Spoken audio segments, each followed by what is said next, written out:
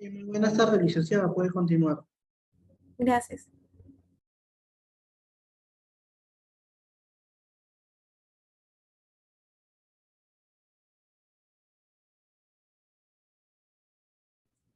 Bien, entonces vamos a continuar el día de hoy con la estandarización y calidad en la toma de muestras microbiológicas.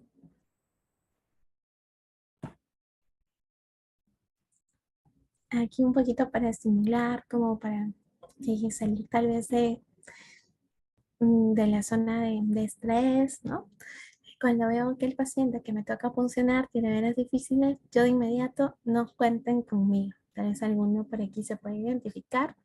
Yo por dentro, cuando me toca tomar la muestra de un recién nacido, así todos como SIDOC, y tú cuando ves que el drama que hace el paciente para no hacerse la flebotomía, puede ser hombre o mujer, ¿no?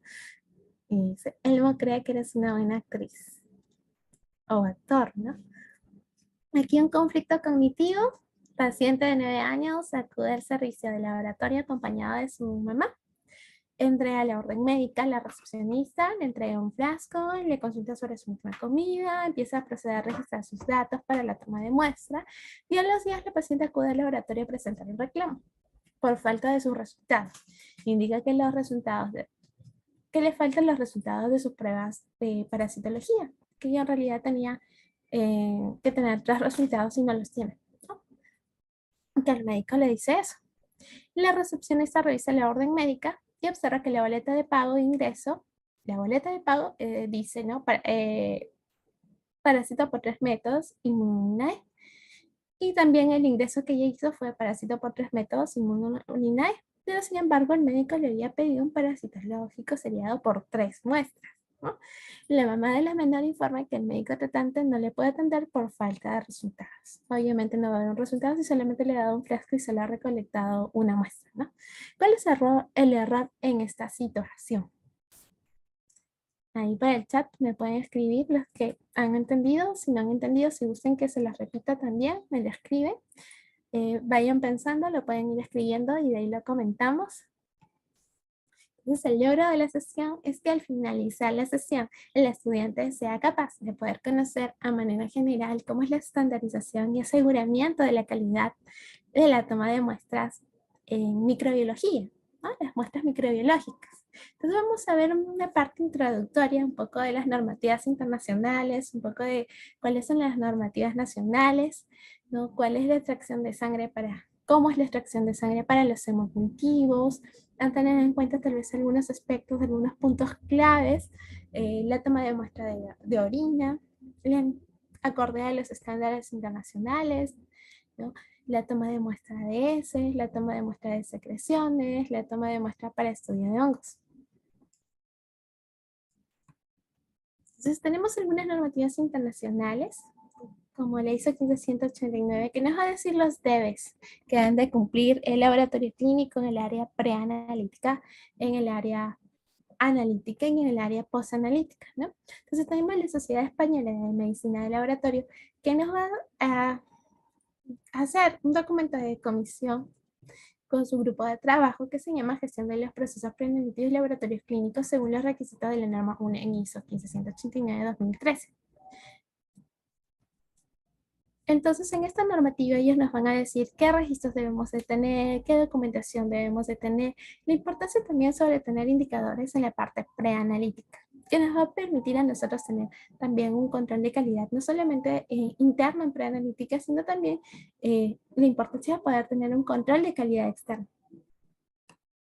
Entonces tenemos normativas internacionales y nacionales. Seguimos viendo en una primera instancia las normativas internacionales como la Organización Panamericana de la Salud, que también nos va a dar algunos lineamientos en lo que es respecto a las tomas de muestras microbiológicas. Igual la Organización Mundial de la Salud, tenemos la OSHA que va a estar más orientada a la parte de prevención, a la parte de bioseguridad. Tenemos la CLSI, que una de sus desventajas es que es bastante costosa, pero nos va a decir algunos en su guía, por ejemplo, el M47A, nos va a hablar sobre los principios y procedimientos para la toma de muestra de los hemocultivos. Tenemos la CAP, ¿no? El Colegio Americano de Patólogos, que se funda en 1946, que son considerados como líderes también. nos van a elaborar algunas listas de verificación en los checklists, ¿no? Y en estos checklists nos va a hablar de varios gen y sobre la parte también tanto preanalítica, analítica, en general todo acorde a los estándares, ¿no? Para el laboratorio pueda tener estandarizado, que pueda tener la parte de calidad y competencia. Y tenemos también la ISO 15189, que es un estándar internacional que no es obligatorio que uno se puede acoger de manera voluntaria, pero va a ayudar a garantizar al laboratorio que pueda emitir resultados de calidad, ¿no? Va a garantizar que el laboratorio tenga la competencia para poder emitir resultados que sean clínicamente útiles, ¿no? Entonces también tenemos a la ISO 26508-2020, que nos va a hablar bastante sobre la parte preanalítica. Entonces aquí vemos los requisitos de la ISO 26508, desde que el paciente acude, ¿no?, al médico tratante y este le genera una solicitud de toma de muestra para algunas pruebas de laboratorio. Entonces la ISO nos va a decir aquellos requisitos que debe cumplir o aquellos que debe de tener el formulario de solicitud. También nos va a proporcionar, luego que ya el médico le genera la solicitud de toma de muestras, el paciente se acerca al laboratorio para que le proporcionen las instrucciones. Entonces también nos va a decir la ISO 26658 los debes para la información para los pacientes y los usuarios del servicio. ¿No? Y una vez que le proporciona las instrucciones a los pacientes, pues es de aparte ya la identificación del paciente, ya la preparación para la toma de muestra, sí, la preparación para el transporte de la muestra, la recepción de la muestra, el almacenamiento. Entonces, en todos estos procesos nos habla, los deben identificación del paciente, deben bioseguridad, deben toma de muestra, los deben identificación de las muestras, la integridad de las muestras y la esterilidad, transporte de las muestras, cómo debe ser la recepción de la muestra, cómo debemos el debe para evaluar, ¿no?, el almacenamiento de las muestras antes del análisis. Debemos de contar también en la parte de ver, es importante ver la satisfacción del cliente, eso lo podemos hacer a través de encuestas al cliente. Identificar la identificación y control de no conformidades, identificadores de desempeño, documentos y registros, ¿no? Y las muestras, ya después de todos estos procesos, ya las muestras podrían entrar a la parte analítica. Pero esta norma nos va a hablar básicamente de la parte preanalítica, ¿no? También tenemos normativas nacionales, como por ejemplo su salud, que va a venir a supervisar a los laboratorios. Puede ser una supervisión de tipo programado, puede ser una visita inopinada. Y ellos también van a tener sus propios checklists en los cuales van a revisar todo el laboratorio desde la parte preanalítica, analítica o postanalítica, dependiendo del checklist que ellos tengan, ¿no? Lo más básico que generalmente suelen revisar es cómo nosotros estamos descartando ¿no?, los residuos biológicos, si estamos haciendo un buen descarte. Van a revisar las tomas de muestras, los contenedores rojos de plástico que solamente tengan elementos punzocortantes, los contenedores con bolsas rojas de plástico que tengan muestras contaminadas o algún elemento contaminado con muestra biológica, pero que no sea punzocortante. Las bolsas amarillas que solamente tengan reactivos y las negras que solamente tengan residuos comunes, como puede ser, por ejemplo, un papel. Van a revisar que todos nuestros elementos de toma de muestra se encuentran dentro de la fecha de vencimiento, que mis medios de transporte se encuentren dentro de la fecha de vencimiento, que mis tubos, ¿no?, por ejemplo, para extracción de sangre venosa, que mis frascos de hemocultivos se encuentren dentro de la fecha de vencimiento. Tenemos normativas nacionales como por ejemplo INACAL, ya incluso hay laboratorios que se encuentran acreditados, no con la ISO 15189 de manera voluntaria. Tenemos como MedLab, que es el primer laboratorio que se acredita, AUNA, que es el primero que se acredita pero con INACAL, y SYNLAB, que tiene un mayor alcance, y ya ROE el año pasado, que tiene mucho mayor alcance, ¿no? Entonces, contamos con pocos laboratorios acreditados en el Perú. Netamente en el área de microbiología, Contamos también con una norma técnica peruana, la norma técnica de salud para la implementación del programa de optimización del uso de antimicrobianos a nivel hospitalario, en el cual, mediante esta resolución ministerial de 170-2022 del MINSA, en Lima de 3 de marzo del 2022, ya obliga a los centros a tener los comités de prueba, ¿no? Entonces, aquí algunas recomendaciones para la estandarización, la resistencia al cambio, que le van a poder ver en sus diferentes centros de salud. Por ejemplo, cuando nosotros empezamos a implementar lo que es la metodología Lean en el área de microbiología, muchos lo veían, pero, o sea, como que no, se resistían al cambio, que ya de por sí hay muchas muestras que llegan en microbiología, y tener que estar aplicando tus 5 veces, tener que estar aplicando los procesos, los standard work, entonces los que schematics ya como que se sienten que se saturan más, pero hay como en todo sus pros y sus contras. Entonces cuando ya uno empieza a ver cómo la metodología Lean empieza a impactar de manera positiva en el servicio, porque ahora ya tal vez no se te pierde en toma de muestras ese frasco de hemocultivo, porque tú ya lo tienes estandarizado donde tienes que ir y siempre va ahí, o ya no se te pierda tu rotulador, o ya lo tienes todo ordenado y bastante limpio. Entonces ves cómo va impactando. O incluso ya te haces tus daily en tus reuniones. Entonces ves que esto ayuda a que puedas encontrar aquellas oportunidades de mejora y puedan ser implementadas en tu laboratorio. Da igual, siempre en todo centro de trabajo va a haber una resistencia al cambio. La falta de conocimiento, conciencia o comprensión. Esto puede pasar mucho también en los centros laborales, sobre todo el tema de la conciencia, y a veces parte porque no comprenden o no interiorizan cuál puede ser el impacto del riesgo en la salud del paciente. No entender la importancia, por ejemplo, pero ¿por qué tengo que pasar todos los días mi control de calidad interno?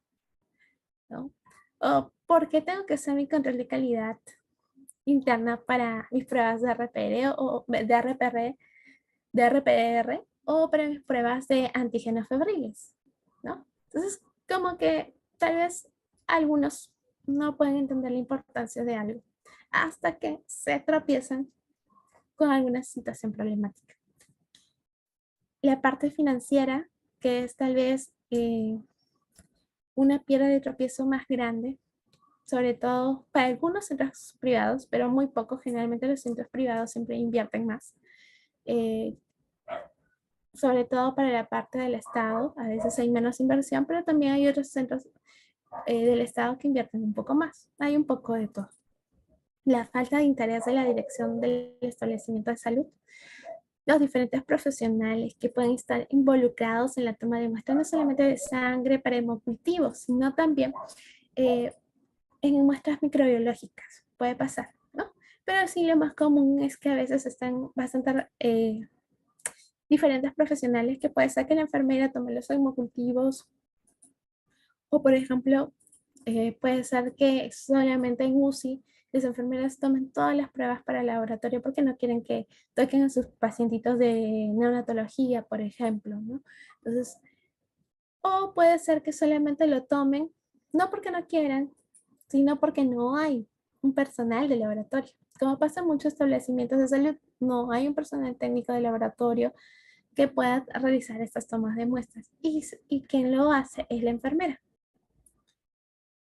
Entonces, el marco de trabajo para una implementación exitosa es que podemos contar con un mapa de procesos preanalíticos, un flujo de trabajo. Si todos conocen cómo es el flujo de trabajo, entonces es mejor, ¿no? Se pueden dar los procesos mucho más fluidos, a diferencia que se desconozcan. Es importante también a veces poder implementar ciertos flujogramas frente a algunas contingencias que se puedan tener, para que sepan cómo poder manejar esas contingencias. Las instrucciones de trabajo, la documentación, el manual, por ejemplo, de toma de muestras, importantísimo, ¿no? Porque sobre todo para el personal nuevo que recién está entrando, le va a ayudar bastante también, y no solamente el personal nuevo, sino también el personal antiguo. Y si en caso, a veces hay, por ejemplo, algunas veces actualizaciones, ¿no? Recordemos que salud está constantemente actualizándose constantemente, hay nuevas cosas. Entonces también en ese aspecto es muy importante estar actualizados y tener la documentación al día, poderlas actualizar, puede ser anualmente, por ejemplo, ¿no?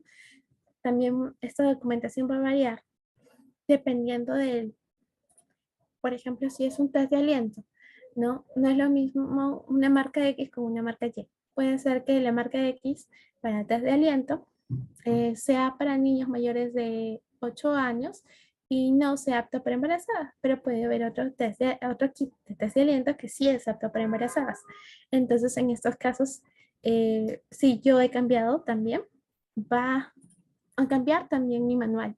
Entonces, porque tendría que incluir y dar estas nuevas especificaciones de este nuevo material, suministro que se está implementando y obviamente yo estaría cambiando mi protocolo de toma de muestra.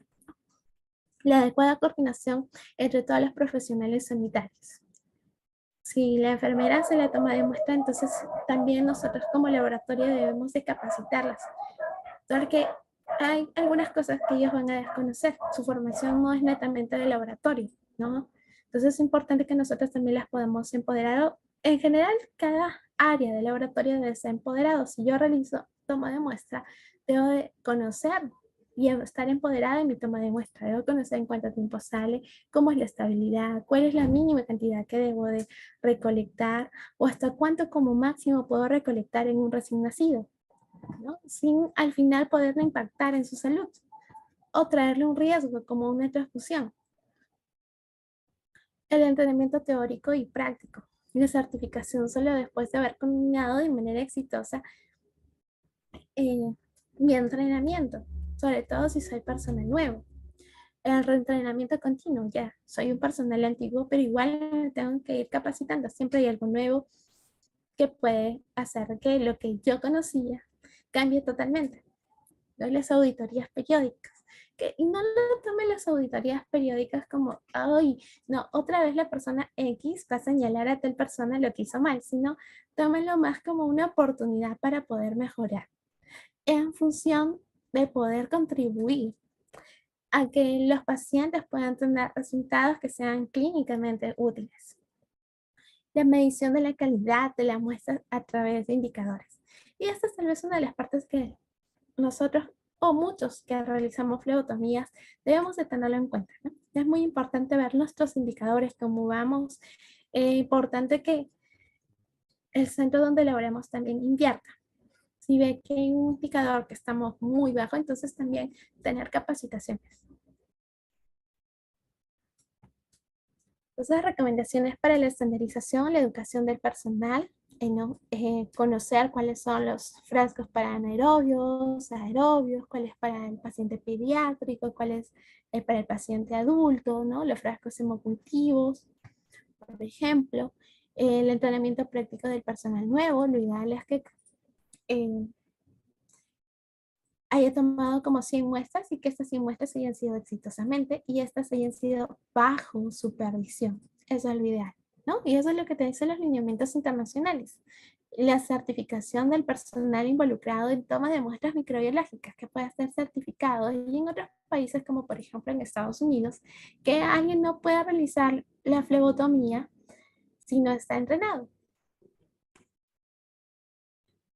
si no está certificado, ¿no? Entonces tenemos actividades previas a la toma de muestras.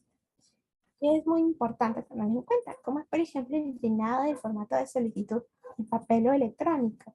Y esto hay en Perú, sí, sí hay en Perú la parte electrónica, hay algunos centros de establecimientos, como por ejemplo el Grupo San Pablo que tiene formato electrónico, ¿no? Ayuda bastante. Pero también muchos establecimientos de salud tienen estos formatos en papel. Tenemos la preparación del paciente, es muy importante que puedan tener desinstrucciones de manera clara, de manera precisa.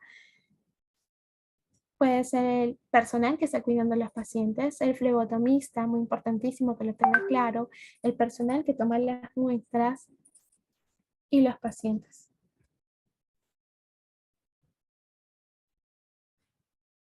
El tipo y la cantidad de muestra,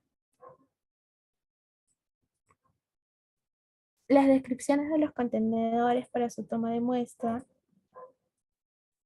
la hora especial de la toma de muestra cuando sea necesario, la hora especial de la información clínicamente relevante para que no puede afectar a la toma de muestra, como por ejemplo conocer si está tomando algún medicamento, ¿no? Cuánto de su dosis del medicamento que está tomando, la realización del examen o la interpretación del resultado, por ejemplo, el historial de administración de los medicamentos.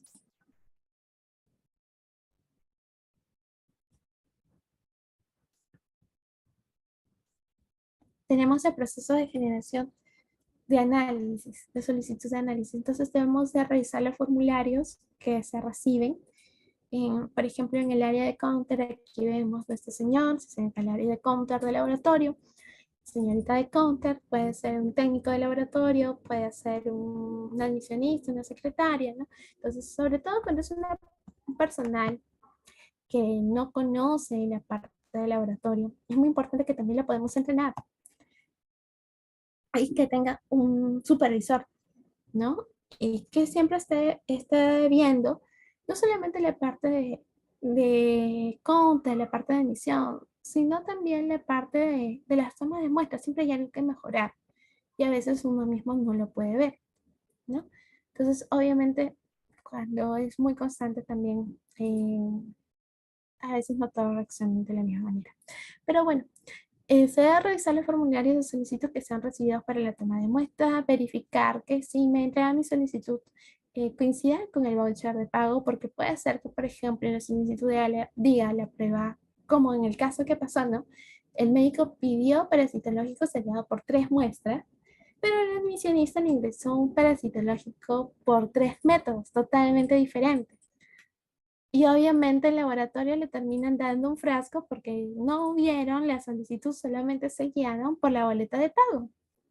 Y puede pasar, sí. Entonces es muy importante que también nosotros revisemos voucher y solicitud. Y la que manda es la solicitud del médico, ¿no? Entonces, si en la solicitud del médico me dice parasitológico seriado por 3, y en el voucher le ha pagado parásito por 3 métodos, yo no le puedo recibir esa muestra a ese paciente y debo de mandarle a corregir y darle el material adecuado para lo que sí le ha pedido su médico.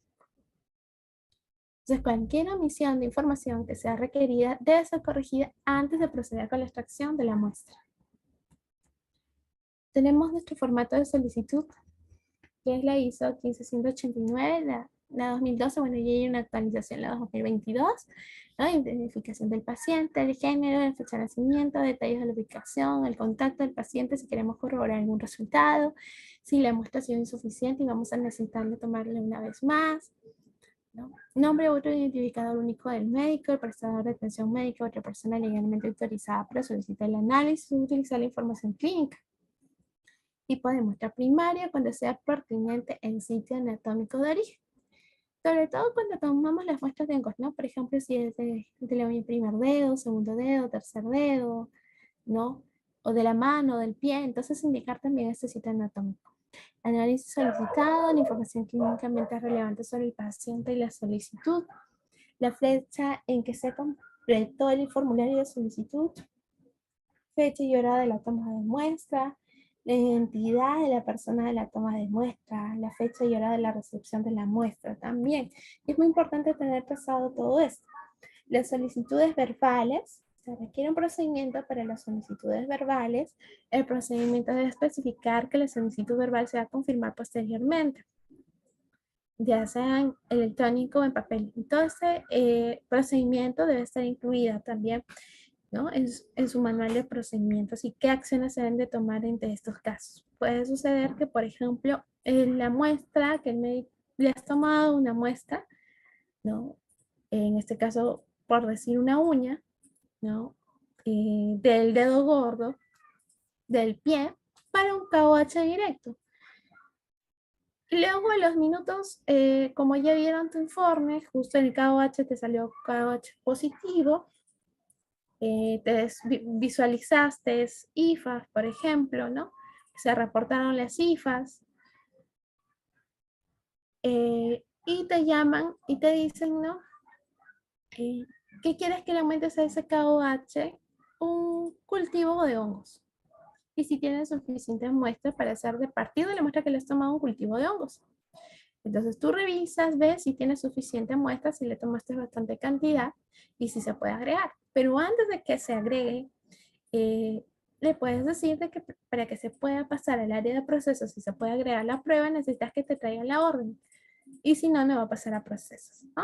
Y también darle un tiempo limitado. Entonces también ello debe de estar documentado. La transcripción de las solicitudes. La información proporcionada en el formulario de solicitud se va a transcribir en un sistema de registro o un sistema de información. La organización debe tener ciertos procedimientos para poder garantizar que la información que se esté transcribiendo o se esté ingresando sea con precisión. Una forma que nos puede ayudar bastante es esto son las famosas interconexiones o interfaz, ¿no? Se realizan verificaciones programadas también para ver lo que son los registros de los datos, poder identificar y poder reducir los errores de transcripción, ¿no? Si por ejemplo yo tengo una interfaz y de mi admisionista que se encarga de cobrar pasa todo directo a mi admisionista de counter, entonces el counter tiene que verificar que lo que dice la solicitud del médico con la boleta del pago sea lo mismo y con lo que a ella ha ingresado su paciente. Entonces tendría que verificar las tres cosas. Incluso quien está tomando en el área de muestra tendría que verificar que efectivamente coincide. Si no coincide, pues no le toma la muestra y pide que por favor se pueda regularizar antes de la toma de muestra, ¿no? Y le puede decir al paciente que va a priorizar su atención ni bien lo tenga regularizado.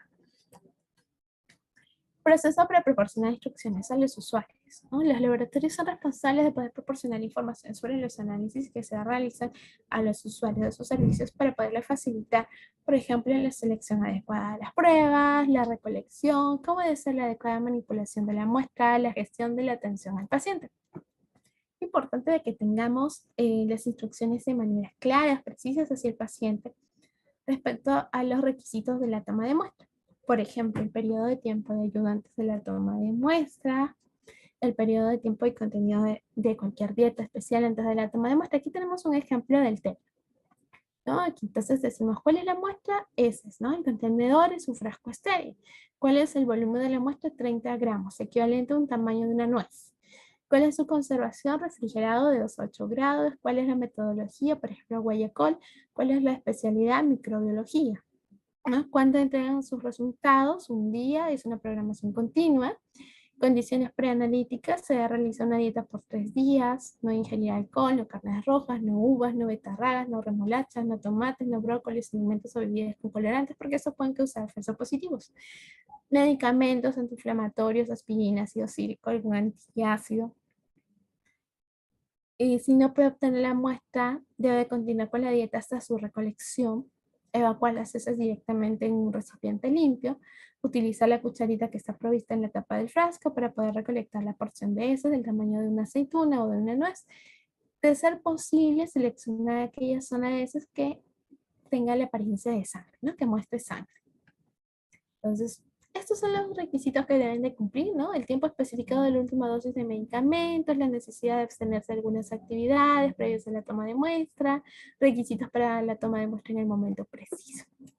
Entonces tenemos el proceso de identificación del paciente.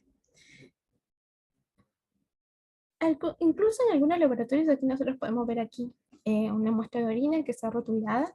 Algunos laboratorios lo prefieren de manera vertical, sobre todo que es mucho más fácil para la parte productiva, ¿no? Bueno, en esta foto lo vemos de manera horizontal.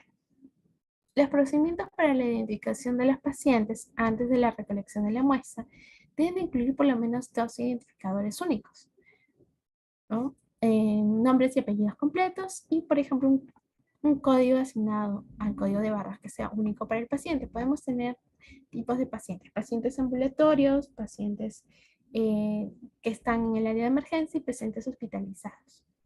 Entonces, es muy importante que si tenemos alguna discrepancia pueda ser solucionado antes de recolectar la muestra, ¿no? Si tenemos un paciente que no puede aclarar o proporcionar los identificadores necesarios, tengamos un respaldo, por ejemplo, de un adulto que está responsable, puede ser su familiar, su cuidador, y anotarle el nombre de la persona que nos ha dado sus datos. Si es en emergencia, no la podemos identificar, vamos a asignarle un número de identificación de emergencia acorde a la política de tu organización. Vamos a seleccionar los formularios de solicitud apropiados, lo vamos a registrar con el número de identificación de emergencia, completa las etiquetas necesarias, ya sea a mano o por ordenador, aplicar primero las etiquetas a mi formulario de solicitud y luego a mi muestra de recolección, una vez que ya esté completa.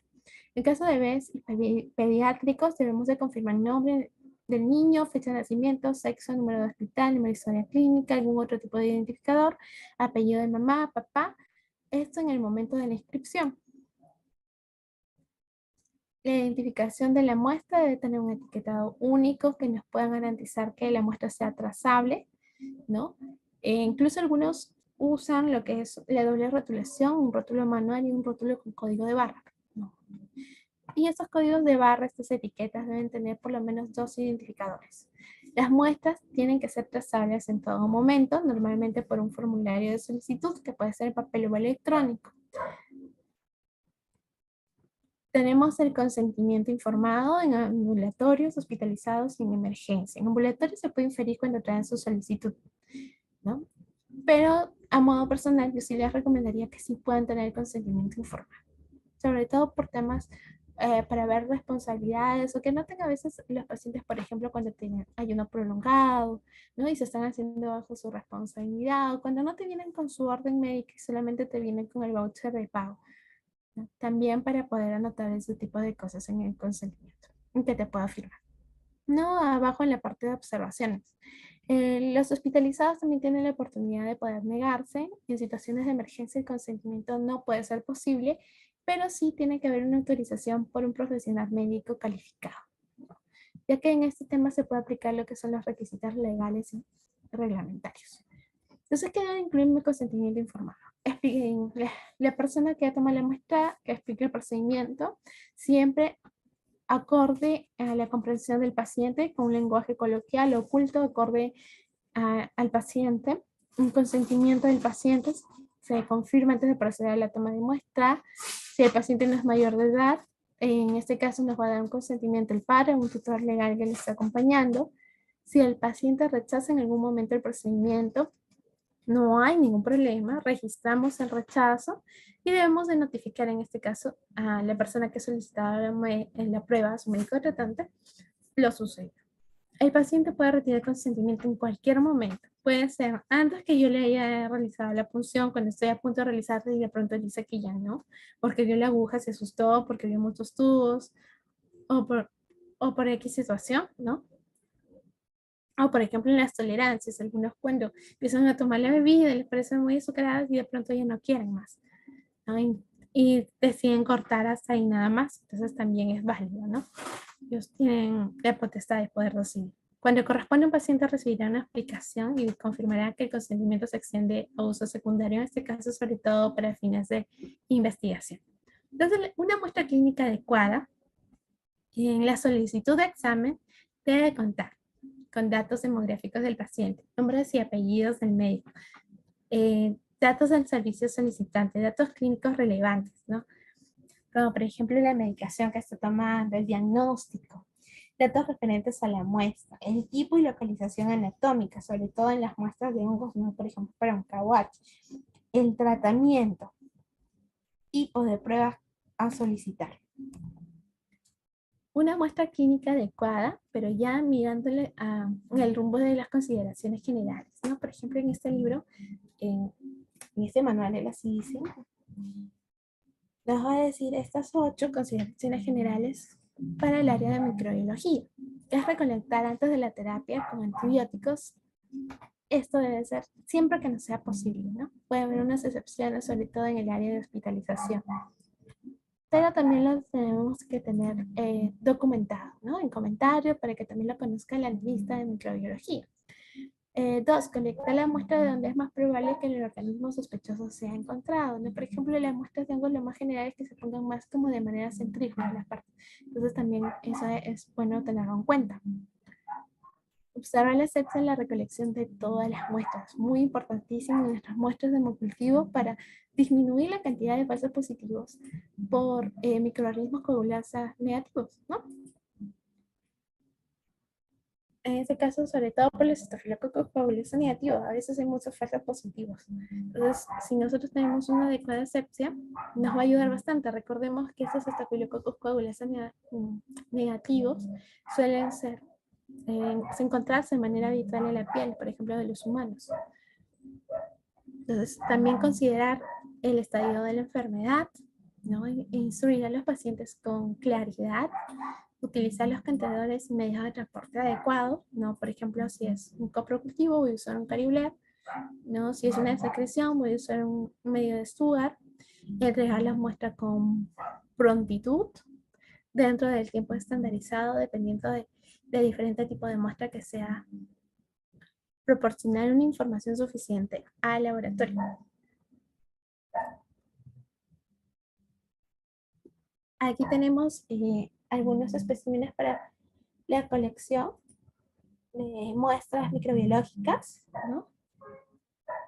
Tenemos en los que son tubos estériles, por ejemplo, generalmente para los cultivos de bacterias, los cultivos de hongos, para test moleculares. Tenemos estos frascos que también son usados para los cultivos. Algunas veces también incluso nos vienen tejidos en este tipo de frascos. Algunas veces también nos pueden venir en tubos estériles, ¿no? Los medios de transporte. Vemos que también nos vienen en estos tipos de tubos los fluidos, o a veces también contenedores de boca ancha. Aquí tenemos los medios de transporte, por ejemplo, el AMIS, y acá generalmente los universales, ¿no? El AMIS tiene una característica que tiene carbón, ¿no? Entonces, estos pueden atrapar los antibióticos y de alguna manera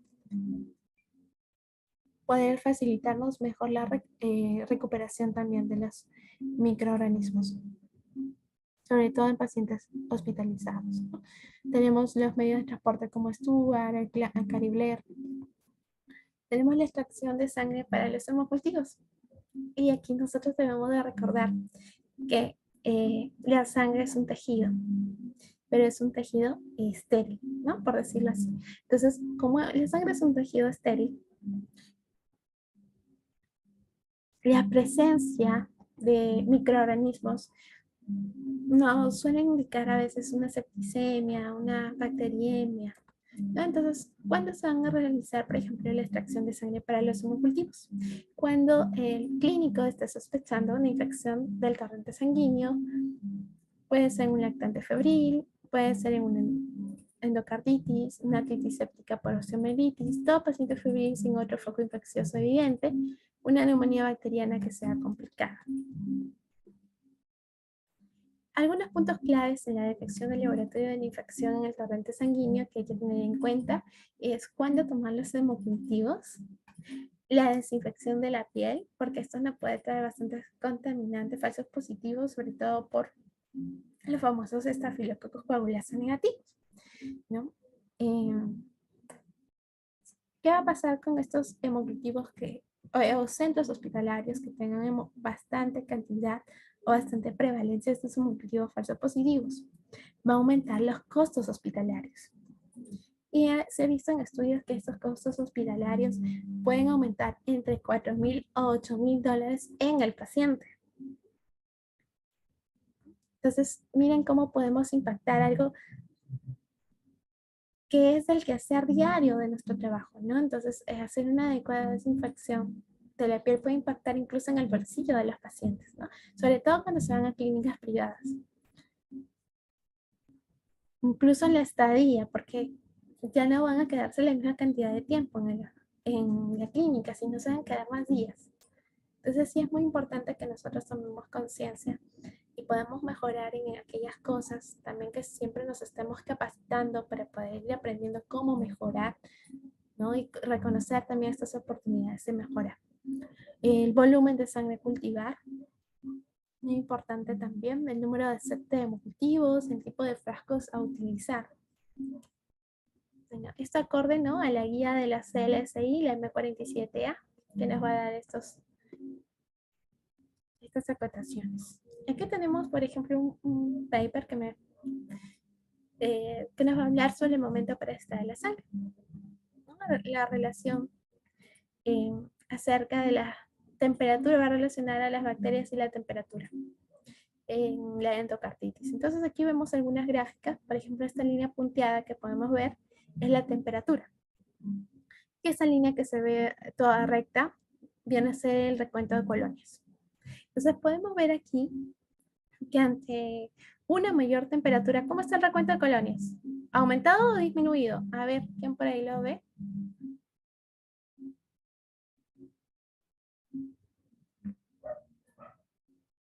El recuento de colonias, ¿cómo está? Este es el recuento de colonias, está disminuido, ¿no? Y ahora vemos aquí, vemos que hay una menor temperatura, pero ¿qué ha pasado con nuestro recuento de colonias? Ha aumentado. Aquí también vemos otra gráfica de este mismo paper, artículo, que fue en el año 32. Vemos las líneas punteadas, ¿no? Y vemos la línea recta.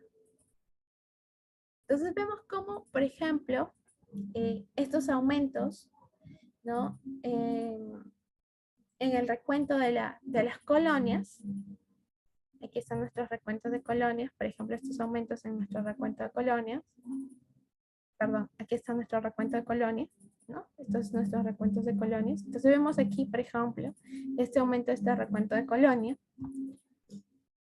está siendo precedido más o menos a algunas horas antes, ¿no? A un aumento de temperatura, ¿no? Primero vemos el aumento de temperatura, luego después vemos el aumento del recuento de colonias. Entonces la fiebre para la toma de muestra de hemocultivos vemos que no nos está incrementando la positividad, ¿no?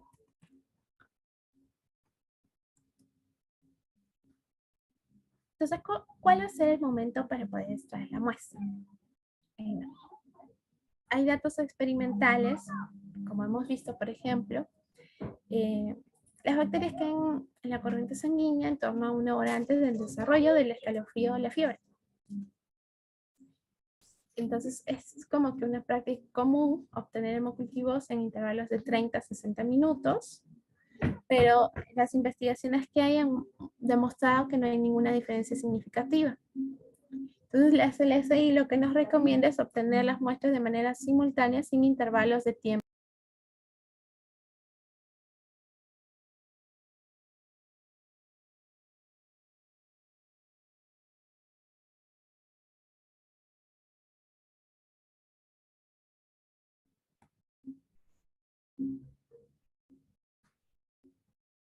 Entonces, el otro punto importante a tener en cuenta es el número de hemocultivos a tomar. Por cada toma de muestra en una persona adulta, se debe extraer 2 frascos de hemocultivos, aeróbico y anaeróbico. Primero se debe inocular la sangre en el frasco de tipo aeróbico y luego en el frasco anaeróbico, sobre todo cuando usamos el tema de las salitas, ¿no? Pero si usamos un Vaputainer, sistema solamente el capuchón y lo colocamos directo sin usar estas salitas, no usamos el capuchón directo y el sistema al vacío con el frasco de hemocultivo, entonces ahí sí el orden cambia, primero el anaeróbico y luego el aeróbico. Ya que la mayoría de las infecciones que se van a ver ocasionadas son por microorganismos aeróbicos o facultativos que se van a recuperar mejor en hemocultivos de tipo aeróbico. Para los laboratorios, porque hay laboratorios que pueden optar a recoger solamente frascos aeróbicos. En estos casos sí se deben de tomar 2 frascos de hemocultivos aeróbicos por cada toma de muestra en una persona adulta. ¿Cuánto de volumen debemos extraer? El volumen de sangre que se va a extraer es una variable muy importante en lo que es el tema de la detección de las bacteriemias y fungemias. Sobre todo en los adultos, la cantidad de patógenos recuperada hace a ver que aumenta proporcionalmente el volumen de sangre extraído. En niños es más dificultoso, ¿no?, poder obtener una mayor cantidad, ¿no? Pero ellos generalmente en su sangre suelen presentar un mayor número de microorganismos. Entonces, con volúmenes que sea menor, se obtienen resultados satisfactorios. En adultos lo recomendable es de 20 a 30 ml por muestra y lo mínimo de 8 a 10 ml.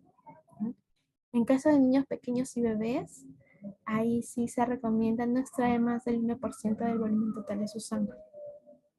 Entonces, lo calculado por el peso del niño está entre 1 a 3 ml. Aquí tenemos, por ejemplo, los tipos de botellas para hemocultivo. Tenemos el frasco de volumen de 8 a 10 ml para un cultivo aeróbico para un adulto. Tenemos para micobacterias y para hongos de 1 a 5. El aerobio pediátrico de 1 a 3 y el anaerobio adulto, ¿no? De 8 a 10. Es importante que nosotros recordemos que el hemocultivo es el primero en el orden de toma de muestra, sobre todo en caso de que se vaya a requerir más análisis, ¿no? Entonces tenemos aquí, por ejemplo, unas recomendaciones para el volumen de los hemocultivos. Lo ideal, el volumen, como les comentaba, 20 ml, pero también se puede sacar 10 ml para el aeróbico y 10 ml para el anaeróbico. Lo aceptable es de 8 a 20, entonces se puede sacar, por ejemplo, de 4 a 10, sobre todo en el aeróbico, y en el anaeróbico también de 4 a 10. Si son pacientes que tienen dificultades para la colección, entonces se puede tomar un volumen menor, 7, ¿no? En el aeróbico 7. En el caso de los pacientes pediátricos, si pesa menor de 5 kilos, ¿no? Tomar un ml. Si pesa entre 5 a 10, 12 ml. Si pesa de 10 a 20, 13 ml. Si pesa de 20 a 40, el aeróbico, ¿no? 5 ml. Y si ya pesa mayor de 40, podemos tomar hasta 10 ml. En el anaeróbico, que pesa de 10 a 20, podemos tomarle 3 ml. En el paciente de 20 a 40, 5 ml. Y en el de mayor a 40, 10 ml. Y acá tendríamos los volúmenes totales.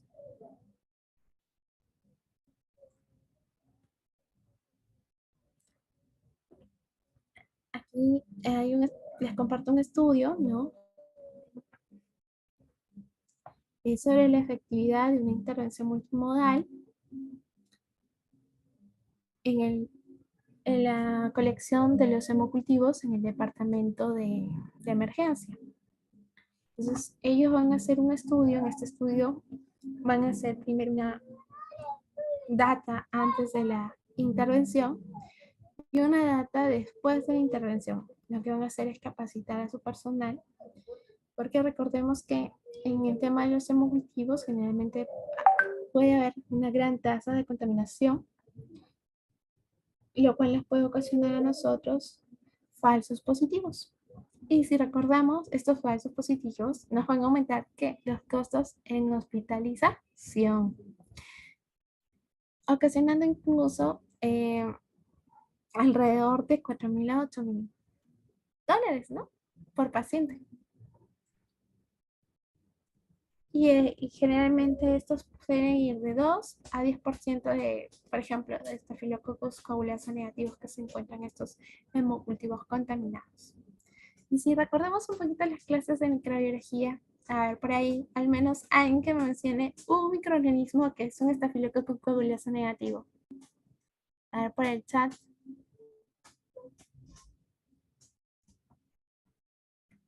Ya, los más comunes, por ejemplo, tenemos el Staphylococcus epidermidis, el Hemolyticus, el saprophyticus.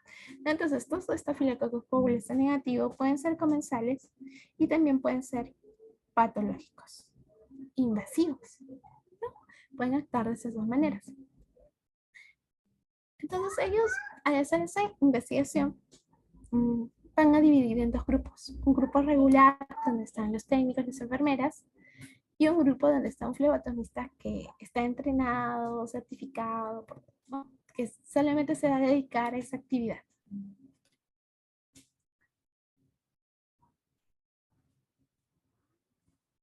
Y aquí vemos, por ejemplo, este diagrama, ¿no? De Chicago, ese pececito, que nos va a hablar sobre los cultivos contaminados en el servicio de emergencia, en el departamento de emergencia.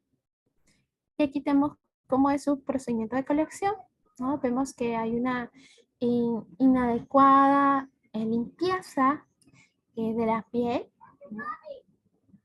de la piel, en este caso, por ejemplo, del paciente, que los que están palpando luego de haber limpiado la zona a funcionar, ¿no? Y aquí vemos de que, por ejemplo, nos están lavando las manos, ¿no? Aquí vemos el factor de trabajador de salud, que tiene escaso conocimiento, por ejemplo, no tiene muchas capacitaciones, tiene falta de capacitaciones. Y en los casos de hemocultivos contaminados, no está habiendo una retroalimentación, ¿no? Hay casos de hemocultivos contaminados, pero no me están diciendo, ¿sabes qué? Tenemos esta tasa de hemocultivos contaminados, estos son los factores que pueden estar causando y estas son las oportunidades de mejora que podemos implementar en el servicio. O sea, como que no hay esa retroalimentación que nos permita al flebotomista, que le permita mejorar. Entonces tenemos el tema de los pacientes, la, la dificultad en las venopunciones, ¿no? La falta de cooperación por los pacientes. Yo creo que en alguna vez a cualquier flebotomista le ha pasado que los pacientes que están críticos tengan una deshidratación, una alta rotación del personal, sobre todo en aquellos lugares donde hay bastante carga laboral, ¿no? Y el sueldo es muy poco, ¿no? No están bien remunerados, entonces suele haber bastante alta rotación, una alta carga de trabajo. O cuando también, por ejemplo, les es difícil localizar los frascos de hemocultivo, no saben dónde se localizan, no saben dónde son guardados. Entonces ahí también entra la metodología que ayuda bastante. O, por ejemplo, tener en cuenta las 5 S. Aquí. La contaminación también, por ejemplo, ¿no? Eh, cuando por ejemplo, grandes volúmenes de pacientes, ¿no? Aquí tenemos grandes volúmenes de pacientes, por ejemplo, también tenemos muchos pacientes, nos satura bastante el servicio, entonces por querer hacer las cosas rápido, tal vez obviamos algunos pasos.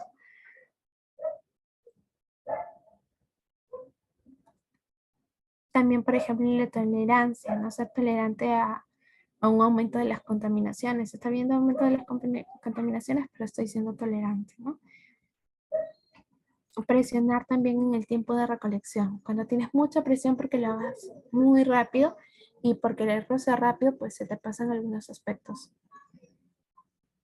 Esto ya lo vimos. Esto de aquí, por ejemplo, cuando hay una incapacidad por el tema de los flebotomistas, no tenemos, por ejemplo, flebotomistas que sean solamente dedicados para este tipo de tomas.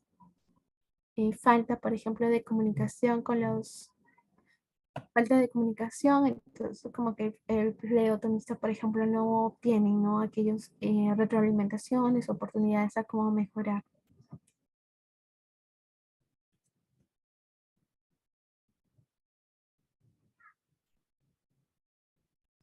Aquí tenemos el estudio que les comentaba, ¿no? La pueden buscar, la pueden revisar, está muy interesante. Y aquí vemos el grupo preintervención, antes de la intervención y una vez de la intervención. Y el que es con el grupo regular, ¿no? Y este es el grupo que son de los flebotomistas dedicados, ¿no? Como que se dedican a ello. Entonces, lo que vamos a tener aquí es que vemos que antes de la intervención la contaminación era alrededor de un 13.7% de estos hemocultivos. Pero una vez que se los capacitó y se vieron todos estos factores de riesgo que vimos todas esas oportunidades de mejora que vimos en esa espina de pescado, vimos que en el grupo de intervención, que eran técnicos y enfermeras que tomaban la muestra, la cantidad de cultivos contaminados se redujo un 4.2%. Y en el grupo de flebotomistas dedicados a un 3.2%.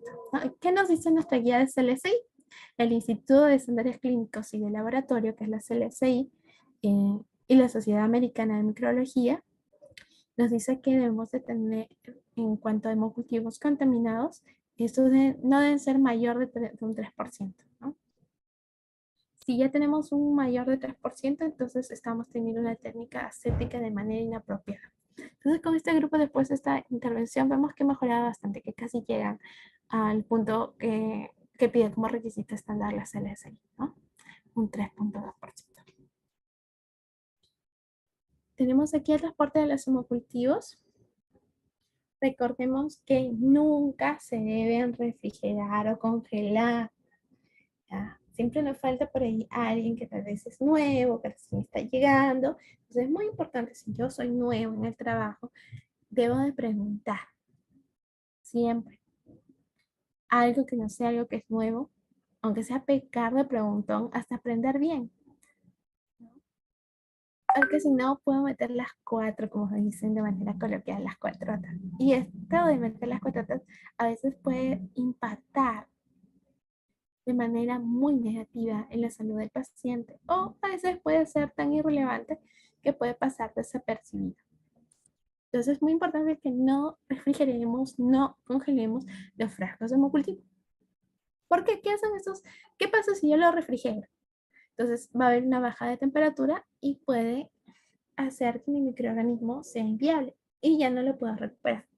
Entonces después de obtener la muestra de sangre en el frasco de hemocultivo, lo debemos de transportar lo más rápido posible al laboratorio. Máximo de llegar dentro de las 2 horas. El retraso en este inicio de incubación de este frasco de hemocultivo también puede impedir el crecimiento de los microorganismos. Los frascos de hemocultivo siempre se deben transportar a temperatura ambiente. Tenemos ya el tema de la toma de muestra, ¿no? Para los hemocultivos, actualmente el procedimiento más seguro para poder extraer la sangre es utilizando las salitas y el capuchón, que es para emplear el sistema al vacío. Y en este caso el orden, recordemos que es primero los aeróbicos. ¿Por qué? Porque a veces en las salitas se puede generar como que algunas burbujitas, ¿no? Y esas pueden contener oxígeno. Pero ya si primero hemos tomado en el aeróbico, ya después vamos a asegurar que en el aeróbico ya no hay ese tema de las burbujas, ¿no? Entonces eso disminuye el riesgo de contaminación de la muestra y de alguna punción accidental en el momento de trasvasar la muestra. Revisar los frascos hemocultivos antes de utilizarlos y descartar aquellos que pueden tener contaminación, daño o deterioro. Eso es muy importante. Humedecer con alcohol una toronda de algodón. Limpiamos y desinfectamos la zona de punción en forma circular de adentro hacia afuera, ¿no? Es posible también, lo ideal es limpiar 2 veces la zona, ¿ya? Entonces limpiar 2 veces con 2 algodones diferentes. Debemos limpiar también, ¿qué más debemos de limpiar nuestro capuchón antes de usarlo? Lo debemos desinfectar, ¿no? Lo podemos desinfectar con alcohol. Algunos incluso usan clorexidina. El tema con la clorexidina es que hay dos tipos, de fase acuosa y de fase alcohol. La de fase alcohol es más, conviene más porque se demora como que 30 segundos, ¿no? Diferencia que si usamos el alcohol de 70% como desinfectante, que es, su acción germinicida desinfectante es en 15, ¿no? Pero la de fase acuosa demora más, como que un minuto. Entonces sí nos conviene más la de clorexidina de fase alcohólica. Quitar la tapa del frasco de hemocultivo, luego limpiar con alcohol la tapa de goma de hemocultivo. Muy importante. Entonces abrimos el empaque de la alita, enroscamos el capuchón, quitamos el plástico que está cubriendo la aguja, realizamos la punción asegurando la alita, seleccionamos un frasco de hemocultivo, en este caso como estamos usando alita, el aeróbico. Lo mantenemos en la posición vertical, perforamos la tapa de goma y extraemos el volumen necesario. Retiramos el primer frasco, colocamos el segundo frasco, ¿no? Extraemos el volumen necesario. Si tiene otras pruebas, tomamos los tubos necesarios teniendo en cuenta el orden de llenado. Cuando el último frasco de hemocultivo o tubo se llene, retiramos la aguja del brazo del paciente y colocamos un algodón seco en la zona de punción. Activamos el dispositivo de seguridad de la alita. Colocar todos los datos solicitados en la etiqueta del frasco de hemocultivo, el nombre completo del paciente, la edad, la procedencia, la temperatura, la fecha y la hora de toma de muestra, el muestreador, el médico, los antibióticos, los antecedentes. No debemos de pegar las etiquetas en los códigos de barras del frasco de hemocultivo. En caso no tenemos para usar el sistema al vacío, tenemos medios hemocultivos que no están provistos con sistema al vacío, debemos realizar la toma de muestra con jeringa y aguja estéril. Y debemos de cambiar por una nueva aguja nueva, con una aguja nueva, para poder realizar la inyección de la sangre al medio de cultivo. No debemos usar las manos para tapar la aguja ni para desconectarla de la jeringa porque nos podemos accidentar, ¿no? Nos podemos puncionar de manera accidental. Las muestras que son de bajo volumen, como médula ósea, LCR o sangre de recién nacidos o pacientes traumatizados, se deben inocular los frascos de hemocultivos pediátricos. ¿Ya? En caso de que los volúmenes de muestras sean menores a los recomendados, también se debe especificar escrito en la etiqueta del frasco del hemocultivo.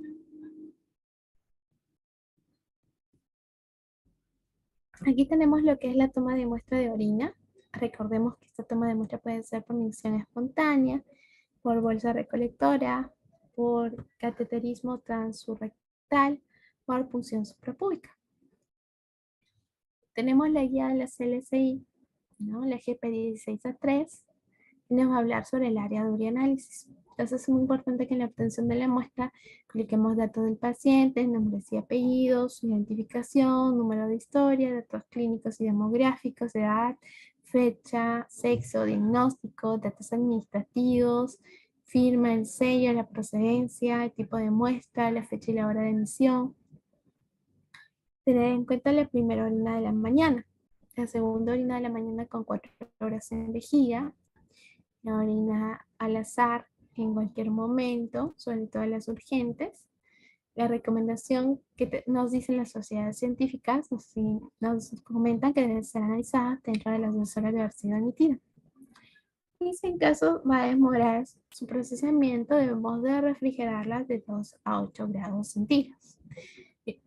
En caso de la orina espontánea, lo ideal es la obtención de un chorro medio. ¿Por qué? Porque estas van a tener buena representatividad de los elementos formas que se encuentran en la orina. Entonces vamos a eliminar la primera porción de orina para evitar la contaminación con bacterias que pueden encontrarse de manera comensal en la uretra y con células sanguíneas o epiteliales que pueden estar en los genitales externos.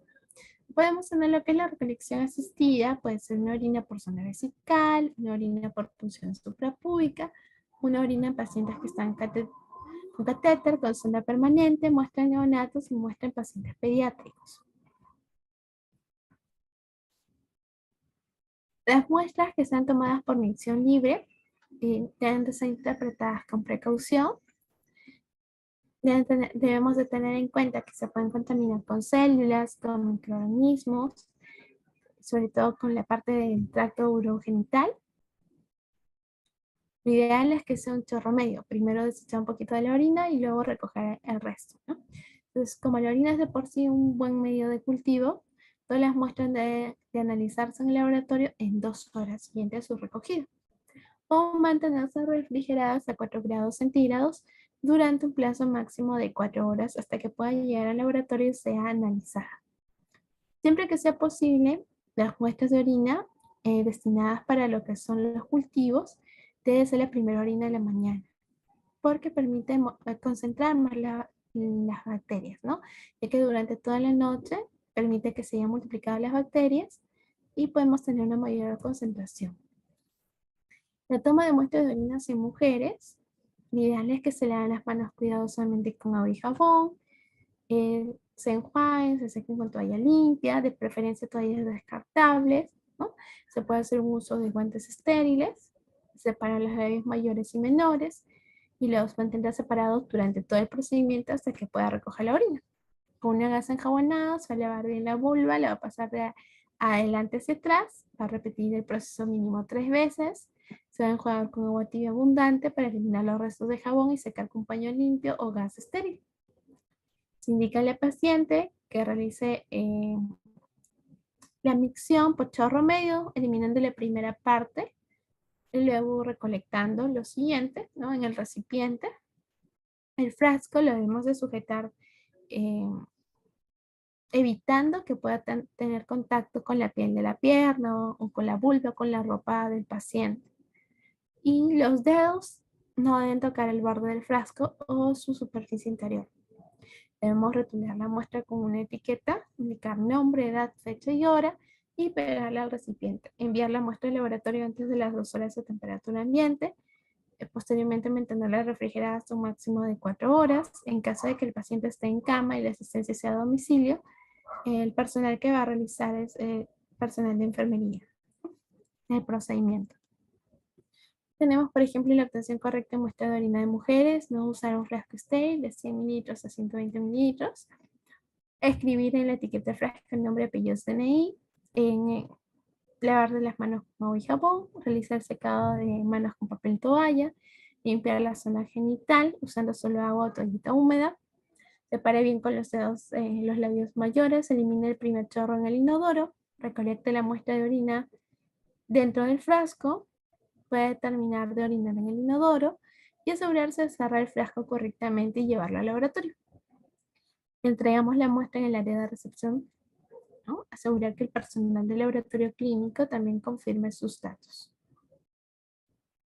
Igual aquí tenemos la toma de muestra en los varones.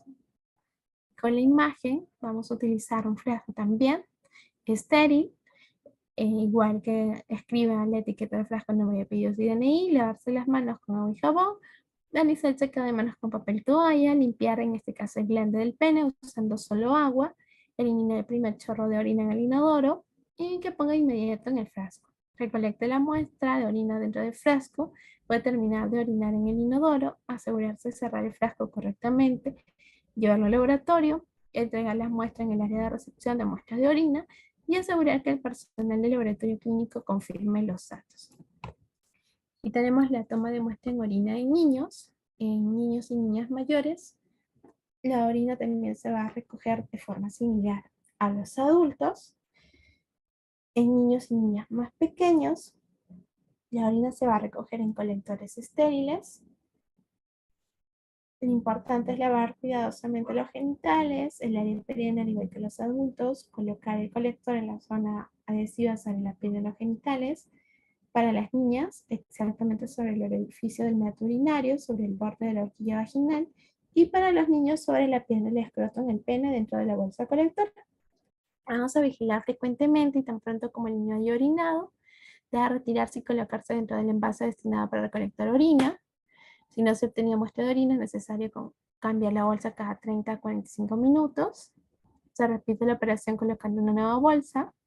Se rotula la muestra con la etiqueta adjunta y se envía al laboratorio antes de las 2 horas a temperatura ambiente.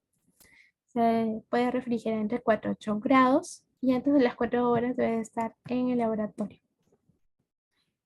La toma de muestras por catéter, en este caso está destinada a pacientes que tengan alguna limitación física, que estén postradas en cama, personas mayores de edad, una incontinencia urinaria, un ACV, accidente cerebrovascular.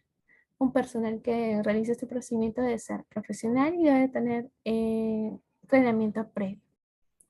¿Qué materiales vamos a usar para el cateterismo vesical? Guantes descartables y estériles, un jabón líquido, agua estéril, gases estériles, catéter de uretra nalatón número 8, recipiente estéril para muestra, bolsa para descartar el material y una linterna.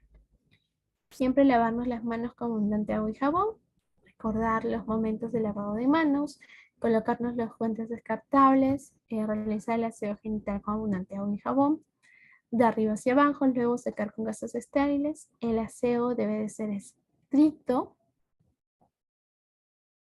ya que la cateterización uretral tiene el riesgo de forzar hacia la vejiga la parte de la flora normal que puede encontrarse en la uretra. Debemos descartar los primeros guantes usados, colocarnos guantes estériles para el cateterismo.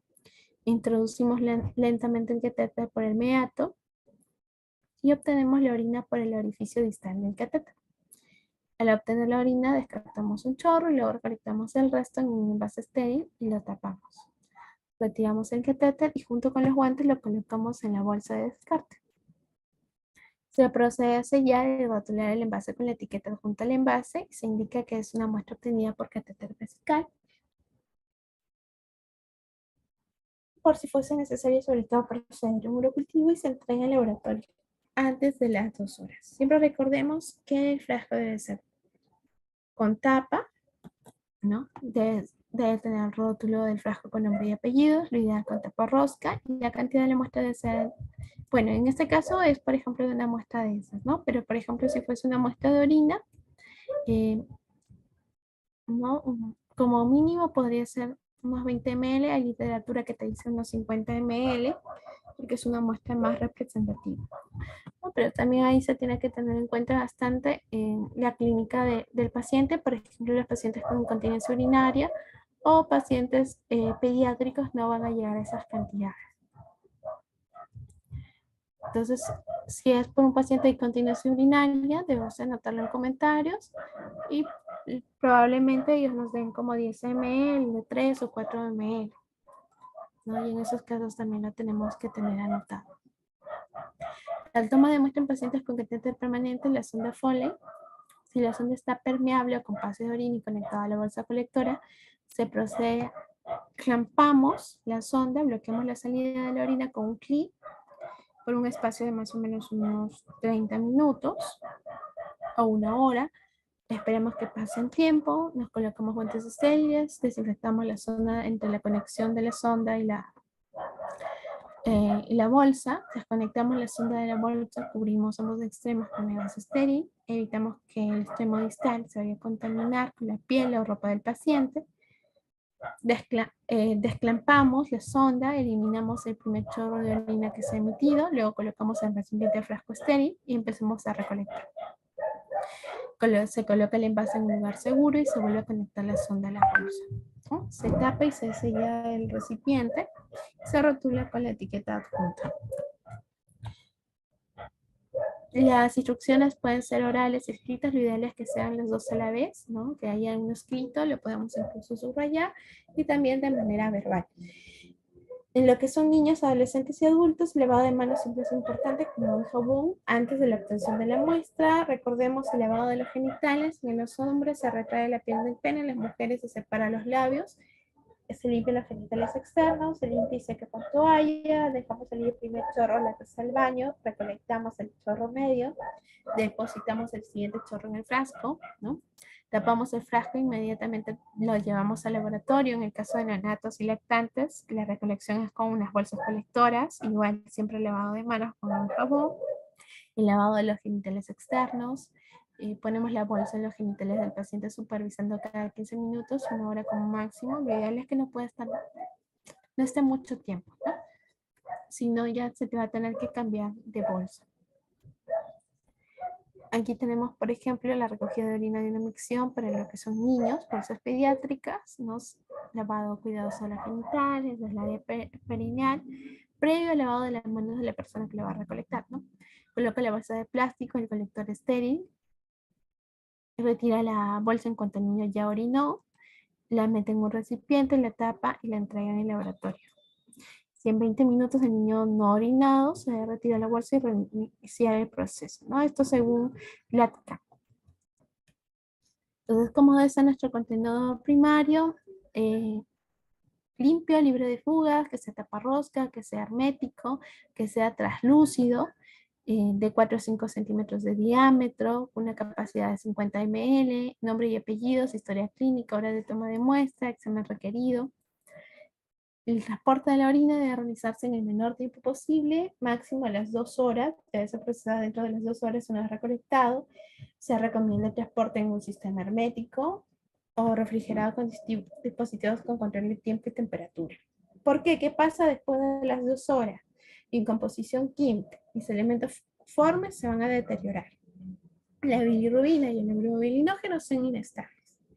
Las bacterias pueden alterar mi concentración en la glucosa, el pH se va a tornar más alcalino, mis eritrocitos y leucocitos son susceptibles a lisis en orinas que tengan una densidad menor de 1000, ¿no? Entonces es posible que yo no observe estos eritrocitos ni otros leucos.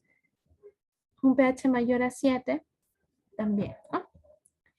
Recepción en laboratorio, tenemos obtención de la muestra, como debe ser, instrucciones claras y precisas, entregar los frascos adecuados, identificar que correlacione con la solicitud. Si yo tengo mi boleta de pago, mi solicitud, más tal vez lo que transcribimos en el laboratorio, todo debe coincidir. Los varios tipos de muestra en la recepción, verificar si cumple con los requisitos, si hay alguna contaminación externa, sobre todo para el tema de los cultivos, transporte, mínimo tiempo, ya está dentro de las 2 horas, sistema hermético, que cuente con refrigeración, si es necesario, ¿no? Si en caso va a tardar más. Lo ideal es que siempre pueda contar, ¿no? Con un sistema de refrigeración, un sistema de temperatura. Aceptabilidad de la muestra y garantía según la guía de la CLSI, la GP 16A3. Colocar paciente en nombre, edad, fecha, sexo, ubicación del paciente si es hospitalizado ambulatorio de emergencia, número de identificación, el tipo de muestra, si es catéter, flujo medio, captura limpia u otra, el médico solicitante, si tiene algún diagnóstico, algún síntoma, si se está tomando algún medicamento, algún tratamiento, algún suplemento dietético, si está con óvulos, etc. Fecha y hora de recolección y uso de cualquier conservante en caso se haya empleado. Inspección, siempre correlacionar información solicitud, etiqueta del contenedor, totalidad del tiempo transcurrido entre que ha sido recolectada la muestra y ha sido recepcionada al laboratorio. La refrigeración, la presencia de un conservante adecuado sin transporte fue superior a 2 horas, que el contenedor sea idóneo, el volumen adecuado, ausencia de materiales contaminantes, la presencia o ausencia de algún conservante químico consistente con el uso previsto de la muestra y recordar que si la muestra no cumple con los criterios de aceptabilidad, debemos comunicarnos con el médico tratante o la persona designada para una decisión sobre esta acción futura. No debemos desechar la muestra inaceptable antes de haber consultado con la clínica del paciente, porque puede ser por mis protocolos, puede haber una muestra de 4 ml, 8 ml, debe ser porque el paciente tiene incontinencia urinaria. Entonces es importante también contrastar con la parte clínica. Pero si es un paciente que no tiene incontinencia urinaria, sí va a poder recolectar la cantidad mínima necesaria, ¿no? Para poder tener una muestra de calidad. Entonces ya una vez que se haya llegado a una decisión mutuamente aceptable. Entonces la guía de la CLI, la GP 16A3, la de uroanálisis, que nos va a hablar sobre la documentación, el tipo de muestra correcto, el volumen de muestra adecuado, uso de contenedores adecuados, etiquetado apropiado, transporte que sea oportuno, el procesamiento de la muestra con inspección rápida después de la llegada al laboratorio, cómo debe ser su almacenamiento, criterios de rechazo de muestras, por ejemplo, cuando han ingerido bastantes líquidos, por ejemplo, puede ser para un estudio de ultrasonografía, muestras con más de 2 horas de haber sido emitidas y conservadas y transportadas a temperatura ambiente. En caso de incontinencia, se recomienda la segunda orina de la mañana con una ingesta de 200 mililitros de agua desde la noche anterior. Muestras sin etiquetar o mal etiquetadas, etiqueta en el frasco, no en la tapa. Muestras visiblemente contaminadas, mal tapadas o sin tapa. Muestras en las que se observan abundantes núcleos de célula epitelial, o sea, escamosos desnudos o desprovista de citoplasma, que estén acompañadas por bacterias de morfología basilar que demuestran una contaminación con la flora vaginal, ¿no? Las muestras que contengan contaminación fecal, como fibras de alimento, algún pigmento, no deben descartarse sin consultar al médico, porque también puede ser que sea una fístula, que el paciente tenga una fístula, así que siempre debemos de consultar con el médico, con su médico tratante. Entonces, toma de muestra de heces. Las muestras de heces pueden ser requeridas para exámenes parasitológicos, como por ejemplo parasitológico señalado por 3, un examen directo. Pueden ser para químicos, puede ser una muestra de TB, bacteriológicos, porque por ejemplo la coloración para Campylobacter, virológicos para ver adenovirus, rotavirus. De preferencia se van a obtener en las fases iniciales de la enfermedad, antes de iniciar el tratamiento con antibióticos, ya que en esta fase es más probable que haya un mayor número de patógenos en ella. La toma de muestra para un estudio la toma de muestra de heces puede ser para un estudio coprológico funcional, para un coprocultivo, una reacción inflamatoria, parásitos concentrados, rotavirus, TB, adenovirus, sustancias reductoras, Campylobacter, criptosporidium. Entonces, por ejemplo, Si la muestra es para un examen parasitológico, si lo que queremos ver son trofosoditos, estos se degradan por pocas horas después de su recolección. Entonces, lo ideal es que lleguen lo más rápido posible. Si son para un coprocultivo, deben ser procesadas como máximo 2 horas, ya que si es un tiempo prolongado, va a empezar la putrefacción, por lo tanto va a haber una multiplicación de una gran cantidad de bacterias. Si es para un coprológico funcional, no usar supositorios, no laxantes, no contenido aceitoso, no sustancias colorantes como carbón, carmín, etcétera, porque nos pueden alterar la visibilidad o dar unos falsos resultados. Si es una muestra de TB, ya la habíamos visto antes, muy importante el tema de la dieta, muy importante evitar antiinflamatorios, evitar los ácidos, los antiácidos. En caso de sospechas de salmonella y shigella, enviar lo más pronto posible y sobre todo si es que no puede llegar rápido, debe ser en un medio de transporte, como por ejemplo el Caribe. Porque ya que estos van a sobrevivir poco tiempo a algún cambio de pH cuando están en contacto con las heces al medio ambiente. Lo recomendable es que las muestras sean frescas, caso contrario lo podemos refrigerar a 4 grados centígrados hasta 24 horas para algunas pruebas, ¿no? Obviamente, por ejemplo, si quiero ver trofosoditos, no, mis trofosoditos no van a llegar a ese tiempo, ¿no? Condiciones para el integración para el tema, ya lo habíamos visto en un anterior slide, ¿no? La, dietas por 3 días, no alcohol, no carne roja, no betarragas, no remolacha, no tomate, no brócoli, no alimentos con colorantes, medicamentos como antiinflamatorios, aspirina, ácido cítrico, antiácidos. Si no puede obtener la muestra, debe continuar con la dieta hasta su recolección. Se debe adecuar las heces directamente en un recipiente limpio, utilizar la cuchara provista que está en la tapa del frasco. Lo ideal es que sea como una aceituna, si es posible seleccionar la muestra de heces que pueda tener sangre, ¿no? o moho.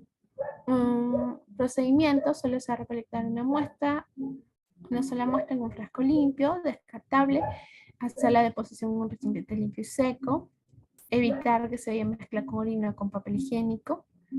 Lo ideal es que sea tamaño de una aceituna de 4 a 5 gramos, lo depositamos en el frasco.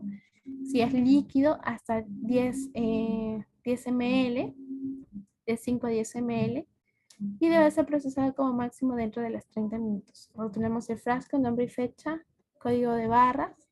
En el caso de que sea una toma de muestra para estudio de parasitológicos seriados, muy importante estudiar a los pacientes, agregar un tercer frasco que una vez recolectados los 2 primeros, se inmediatamente llevado al laboratorio los 3 juntos, ¿no? Porque los 2 primeros van a tener formol de 5 al 10%. Entonces vamos a recibir las heces en un recipiente bien limpio y seco, evitando que se contaminen con orina o papel higiénico. La cucharita va a permitir recoger las porciones de heces que puedan contener moco o sangre o pus, que se va a encontrar en la parte de la tapa del contenedor. Lo ideal es que se muestre como el tamaño de una aceituna, porque este líquido va a tener, esta solución va a tener una proporción de 1 a 3, que se debe mantener con respecto a la muestra, ¿no? Una vez que ya se ha recolectado la 1 y la 2 y la 3, ¿no? Las 3 juntas deben ser llevados al laboratorio. Las muestras 1 y 2, ¿cuánto tiempo pueden estar al medio ambiente? Pueden estar durante 7 días, ¿no? Siempre y cuando hayan sido bien guardadas, bien cerradas. Y si ya tenemos la tercera junta, deben de llegar al laboratorio en un tiempo que no exceda las 6 horas. Colocamos en la etiqueta del frasco el nombre completo, fecha y hora, igualmente en la caja también, datos del paciente y las pruebas a realizar. Si es un test de Graham de oxiuros, en la infestación, en el caso por Enterovirus vermicularis, de preferencia no se van a buscar los huevos en la S, sino donde se va a buscar en los márgenes del A, que es por lo general donde la hembra va a ovipositar. Entonces vamos a usar 2 láminas, cada una montada con cinta adhesiva al tamaño de la lámina, o en algunos casos usan una lámina. No colocar tal que unicremos en la mano de la persona. Lo ideal es que se realice sin previo aseo. Si es un niño, la persona que va a realizar la toma de muestra debe usar guantes, caso contrario, lavarse la mano antes y después del procedimiento. La prueba se realizará al levantarse el paciente, se despega la cinta adhesiva de la lámina, se separa las nalgas, se adhiere la cinta, la parte adhesiva y la parte con el pega-pega en la zona anal, se hace presión para que en la cara engomada queden adheridos los huevos, incluso algunas veces no solamente llegan los huevos, sino también llega, no, digamos, observa la hembra con todo sus huevos dentro, ¿no? La cinta adhesiva se coloca sobre una lámina por tarjetas con la cara engomada hacia el cristal, se envía al laboratorio en un sobre rotulado con los datos del paciente. Aquí tenemos una imagen referencial, también una imagen del anterior vermicular y de cómo se observa en test de Graham. Tenemos la toma de muestra para estudio de secreción ocular. Debemos de tener hisopo estéril, suelo fisiológico, medio de transporte, láminas, guantes descartables. Tanto en la secreción ocular como en la secreción óptica, nosotros vamos a tomar la parte externa, ¿no? Entonces, debe de acudir al laboratorio sin haberse aplicado ninguna gota oftálmica de ningún tipo. Tomar una muestra en cada ojo con diferentes hisopos, humedecidas con suelo fisiológico estéril. Rotar el algodón por la superficie de la conjuntiva, indicar que la muestra en los medios enviados en la orden médica si es ojo derecho o izquierdo en cada caso. En el lado indicado toma la muestra con dos hisopos, uno será colocado en el medio de transporte y el otro inmediatamente colocado en la lámina para el frotis. Solo en caso de clamidia se usa medio de transporte específico, ¿no? Se mantiene a temperatura ambiente. Sellamos, rotulamos la muestra con los datos del paciente, describimos la zona de toma de muestra. En lo posible tomamos muestras solo con secreción conjuntival. Para los demás tipos de muestras como secreción corneal, acuosa, vítrea, etc., lo va a realizar el médico oftalmólogo, ¿no? Y el laboratorio le va a brindar los materiales y el medio de transporte. Las muestras para estudio de secreción faríngea, lo ideal es que la toma de muestra le haga un profesional que esté capacitado, debidamente entrenado. El paciente se dejará tomar la muestra sin lavarse la cavidad oral y en ayunas, sin utilizar antisépticos orales, los va a dejar como mínimo usar de un día antes. Es aconsejable que se realice el procedimiento antes de iniciar el tratamiento antibiótico. Para el estudio de estreptococos, el procesamiento debe ser de inmediato. Materiales, hisopo estéril, medio de transporte, láminas, un depresor, como vemos aquí, que es un bajalenguas, un frontoluz, guantes descartables, ¿no? La mascarilla. Entonces el paciente debe estar sentado frente a una fuente luminosa del frontoluz. Vamos a utilizar un depresor lingual, que es el bajalengua. Vamos a presionar la lengua hacia abajo. Vamos a observar los pilares de la faringe, la área italiana. Vamos a tratar de localizar la parte inflamada, el exudado. Utilizamos dos hisopos, frotamos suavemente sobre el área de las dos amígdalas, la parte posterior de la faringe, cualquier otra zona inflamada, teniendo cuidado de no tocar la lengua ni la mucosa bucal. Y el primer hisopo lo vamos a usar para el frotis, la lámina, y el segundo para el medio de transporte. Ambos se van a rotular con etiqueta, colocando los datos del paciente y se va a conservar a temperatura ambiente y se va a enviar al laboratorio. Es una toma de muestras de secreción bronquial, un esputo. La obtención y conservación del esputo con fines analíticos deben de efectuarse de manera muy cuidadosa. Lo ideal es que, por ejemplo, para un esputo, para una prueba para TBC, para descartar una TBC activa, la muestra que se debe obtener debe ser de la secreción pulmonar, que va a subir de los pulmones a los bronquios cuando se hace una tos en forma productiva. Entonces la toma de muestra va a comprender una serie de 3 muestras individuales en días consecutivos, de preferencia en la primera hora de la mañana. Si es para cultivo, suficiente con una muestra, ¿no? Debe recolectarse la primera expectoración de la mañana y será de 5 ml aproximadamente. Va a ser por expectoración espontánea. Lo ideal es obtener una buena calidad de la muestra. Se debe diferenciar de los esputos constituidos por saliva o por partículas de comida.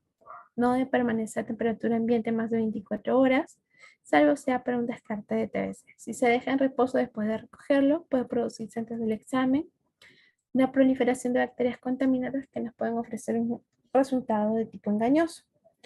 El esputo lo vamos a recoger en un frasco estéril de boca ancha, con una tapa que es rosca de preferencia. Y si no se puede producir expectoración espontánea, también se puede hacer mediante la técnica de esputo inducido. La enfermera va a explicar al paciente a propósito del procedimiento, también le va a indicar las condiciones previas a la toma de muestras, se va a tomar la muestra al levantar, sin lavarse la boca. En el caso del empleado de los antisépticos bucales, se van a evitar un día antes. Explicamos que debe de toser rigurosamente, si no tose espontáneamente, que cubra su boca con papel toalla cuando tosa, a menos que vaya a eliminar la secreción en el envase. Se va a producir una expectoración profunda en la parte de la secreción bronquial. Se va a estimular con inspiración, expiraciones profundas. Lo ideal es que se arranque el esputo hacia afuera. Vamos a abrir el recipiente que es estéril. Lo ideal es que expectore el esputo dentro del frasco. Se va a cerrar, se va a sellar, se va a rotular con los datos nombre, apellido, datos del paciente, la hora, ¿no? Y manipular la muestra siempre con guantes. Si es un esputo inducido, este caso debemos de solicitar apoyo en la área de emergencia para que realice esta técnica. Las muestras se va a obtener después que el paciente ha inhalado un vapor de agua estéril a través de un nebulizador. Este vapor lo que va a hacer es irritar las partes de las vías respiratorias del paciente, le va a generar que provoque tos, va a haber una producción de secreciones respiratorias. Algunas veces incluso esta producción va a parecer como si fuese saliva, pero por eso es importante poderlas identificar como esputo inducido, para que no haya ninguna confusión y no sea rechazada la muestra. Cada envase de esputo va a ser identificado con los datos del paciente, fecha y hora de toma de muestra. El envase se va a colocar en una bolsa clara, se mantendrá refrigerada hasta que sea llevada al laboratorio, manipular las muestras con guantes. Aquí tenemos, por ejemplo, cómo debemos conservar las muestras respiratorias, ¿no? Recordemos que debemos enviarlas al laboratorio en un plazo máximo de 2 horas, almacenadas de 4 a 8 grados centígrados, en caso no se van a procesar de manera inmediata. Tenemos el esputo para aspirado traqueal, que puede ser un esputo espontáneo o inducido, el lavado bronquial, el lavado bronquial. Tenemos algunos criterios para considerar que las muestras son representativas. Tenemos los criterios de Murray, los criterios de Bartlett. En los criterios de Murray, por ejemplo, tenemos para un esputo, aspirado traqueal y lavado bronquial. Tenemos que, por ejemplo, el leucocitos debe ser menor de 10, va a ser como que 1, ¿no? De 10 a 25 va a ser como que 2, de mayores de 25 va a ser como que 3, mayor de 25 4, mayor de 25 5, ¿no? Siempre y cuando también a la par las células epiteliales, o sea, por ejemplo, sea mayor de 25 y leucos menor de 10. Leucocitos de 10 a 25 y mayor de 25 en células epiteliales, ¿no? Leucocitos mayor de 25 y células mayor de 25, 3, ¿no?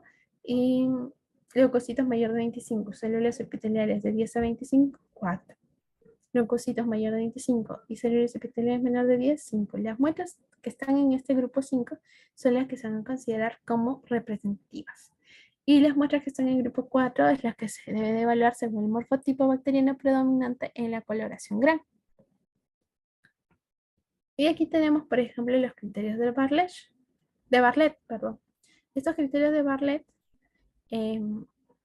si tiene un puntaje final de 0 o menos, no se va a sembrar, ¿no? Entonces, por ejemplo, tenemos los neutrófilos.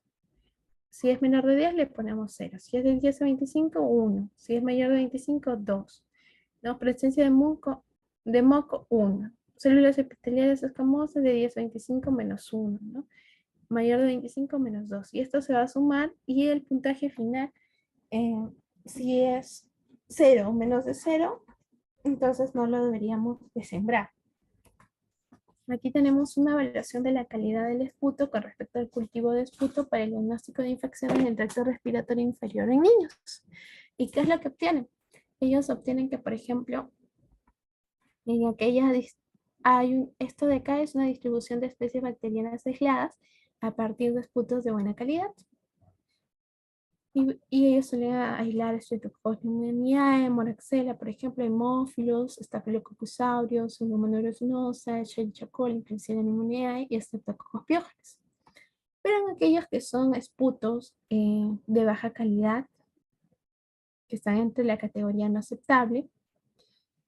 Lo que van a encontrar, por ejemplo, son Staphylococcus aureus sensible a la meticilina, Staphylococcus aureus resistente a la meticilina, Pseudomonas aeruginosa, E. coli, Moraxella, Haemophilus influenzae, Klebsiella, Streptococcus beta hemolíticos, Enterobacter, Lacerate marcescens, ¿no?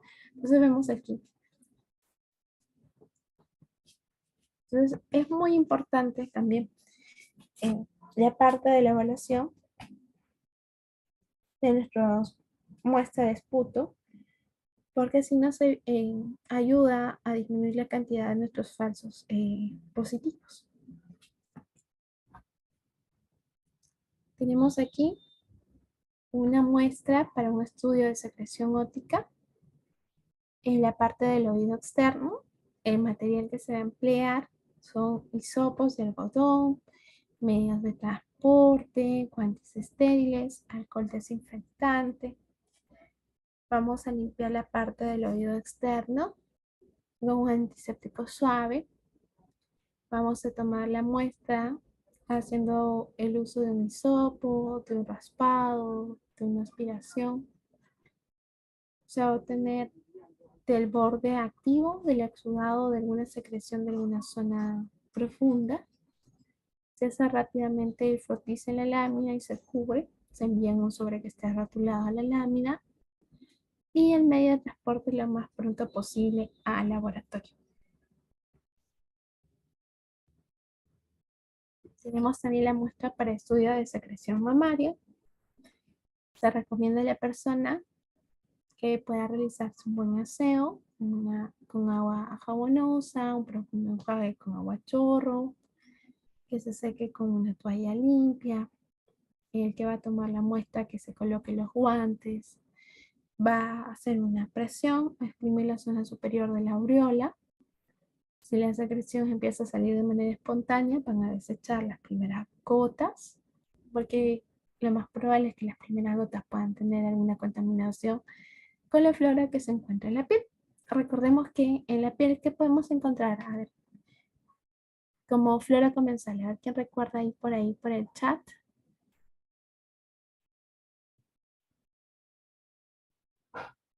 Nadie la puede escribir. Podemos encontrar los famosos Staphylococcus, ¿qué? Coagulasa negativos, ¿ya? Entonces en la piel nosotros podemos encontrar los famosos Staphylococcus coagulasa negativos. Vamos a tomar la muestra de la mitad de la secreción láctea con ayuda de los hisopos. Uno, vamos a hacer el frotis en la lámina y el otro lo vamos a colocar en nuestro medio de transporte. Vamos a rotular la muestra con datos de la persona, la fecha, la hora de la toma de la muestra. Siempre recordemos colocar los nombres y apellidos completos, ¿no? Sobre todo porque en los casos de hemonimia. Si es una muestra de secreción uretral en el sexo masculino, el cuadro clínico de la uretitis se va a caracterizar porque va a tener una supuración uretral, una disuria, y en poca frecuencia puede ser de manera asintomática, cuando por lo general es por la neisseria o la clamidia. Incluso una vez me pasó que en una muestra de orina se observó diplococos. Entonces sí, a veces puede pasar. Y al final se terminó recomendando una muestra de secreción uretral, ¿no? Materiales, solución de hisopos uretrales finas, medios de transporte de Stuart, gases estériles. La muestra se debe recoger de preferencia antes de la primera micción. De no ser así, se puede esperar de 1 hora o 2 horas después de la última recolección para poder recoger. Cuando existe un exudado que sea franco, se puede recoger con un hisopo. El exudado puede estimularse exprimiendo la uretra. Cuando no se obtenga exudado, se va a introducir un hisopo suave con un movimiento de rotación a través del pene hasta poder penetrar unos 3 a 4 centímetros. Se va a repetir la operación con un segundo hisopo. Con un hisopo haces el extendido de la lámina y con el segundo lo colocas en el medio de transporte a temperatura ambiente. Recordemos etiquetar, rotular la muestra con datos del paciente y enviar al laboratorio lo más pronto posible. La muestra de semen, el espermatograma, el semen normal, acordemos que va a estar combinado con espermatozoides que pueden estar suspendidos en las secreciones del testículo, epidídimo, secreciones de próstata, vesículas seminales, glándulas del bulbo uretral, y estas se van a mezclar en el momento de la eyaculación. Entonces, la recolección y el examen del semen se debe realizar mediante alguna técnica que esté estandarizada para que los resultados que se puedan obtener sean, no, den resultados válidos, ¿no? Acerca de la fertilidad del individuo. En este caso, se debe recoger la muestra después de un periodo de abstinencia sexual para lo que es el espermatograma, entre 48 y no más de 7 días, para reducir la variabilidad de los resultados del análisis del semen. El número de abstinencia de días debe ser lo más constante posible. En 100 casos son espermatogramas uno tras otro, ¿no? Para hacer la evaluación inicial se estudian 2 muestras de semen. El tiempo transcurrido entre las recolecciones no debe ser menor de 7 días ni mayor de 3 semanas. Lo ideal es que la muestra se obtenga en el laboratorio, mantener siempre la integridad de la persona, caso contrario se debe enviar al laboratorio lo antes posible, transcurrida una hora de su recolección, porque la motilidad de los espermatozoides lo que va a pasar es que va a empezar a disminuir a medida que va a empezar a pasar el tiempo. Las muestras se obtienen por masturbación. Lo ideal es que todo el eyaculado, toda la muestra de semen debe ser completa. No se debe usar condones de látex corrientes porque pueden comprometer la viabilidad de los espermatozoides. No es aceptable el coitus interruptus, ¿no?